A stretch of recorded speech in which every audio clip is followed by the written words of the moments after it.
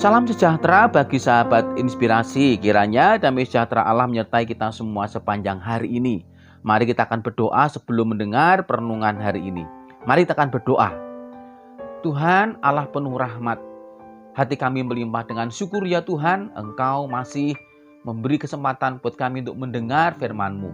Kiranya memberkati iman kami semua. Dalam nama Tuhan Yesus Kristus. Amin. Sahabat inspirasi, perenungan kita hari ini akan kita baca dalam Kejadian 37 ayat 1-11. Namun kita akan membaca saja dalam Kejadian 37 ayat yang kedua. Demikian dituliskannya. Inilah riwayat keturunan Yakub. Yusuf tatkala berumur 17 tahun, jadi masih muda, biasa mengembalakan kambing domba bersama-sama dengan saudara-saudaranya, anak-anak Bilha dan Silpa, kedua istri ayahnya. Dan Yusuf menyampaikan kepada ayahnya kabar tentang kejahatan saudara-saudaranya. Sahabat inspirasi, Tuhan ketika memilih seseorang memiliki kehendak bebas untuk menentukan siapa yang akan dipakai sebagai alatnya untuk menjalankan rencananya. Dan kali ini kita melihat Allah memilih Yusuf. Dia masih muda. Yusuf telah menerima tanda akan masa depannya. Seperti halnya Yakub ayahnya yang menerima janji pemeliharaan Tuhan lewat mimpi. Yusuf pun mendapat pesan melalui mimpi yang menggambarkan keunggulan dirinya di antara saudara-saudaranya. Dapat kita baca dalam Kejadian 37 ayat yang ke-7.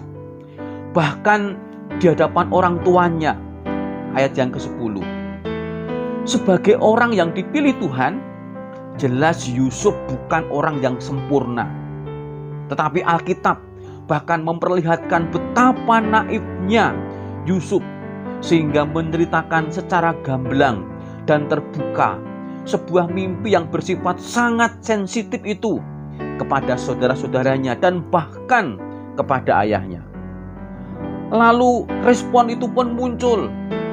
Kemarahan yang ditunjukkan oleh saudara-saudara Yusuf dan bahkan teguran yang diberikan oleh Yakub merupakan respon yang wajar bagi siapapun yang mendengar kisah tersebut diceritakan oleh seorang muda dan seorang anak seperti Yusuf.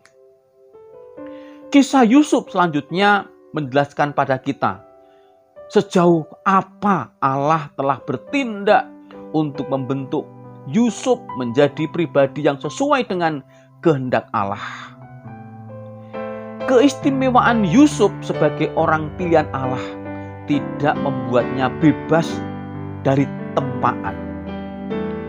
Justru karena ia dipanggil untuk sebuah rencana istimewa bagi keluarga dan bangsanya, maka proses pembentukan karakternya pun berlangsung sulit.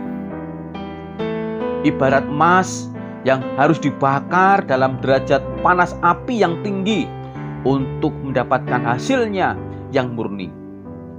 Karenanya, kisah Yusuf memberikan pencerahan kepada kita ketika menghadapi setiap persoalan hidup kita. Sahabat inspirasi, melalui peristiwa Yusuf ini, mari kita belajar. Janganlah kita mudah menyerah oleh berbagai keadaan sulit. Sebab setiap kesulitan adalah cambuk yang akan membawa kita semakin dekat pada masa depan yang Tuhan rancangkan bagi kita. Dan rancangan Tuhan adalah rancangan yang terbaik untuk setiap orang yang percaya, mengandalkan hidupnya, dan setia kepada Allah. Tetaplah setia dan tunduk kepada Allah sebagai perancang hidup kita. Amin. Mari kita akan berdoa. Tuhan, hati kami kembali bersyukur kepadamu. Hari ini Engkau kembali mengingatkan kami untuk tetap teguh. Dan bahkan kami tidak semakin jatuh terperosok dalam kesulitan kami. Tetapi kami semakin percaya bahwa kesulitan kami adalah Tuhan membawa kami untuk berproses menuju masa depan yang baik sesuai dengan rencana-Mu. Maka ya Tuhan, kami serahkan seluruh kami semua yang mendengar perenungan hari ini, kiranya memberkati masa depan kami dengan penuh berkat yang berlimpah.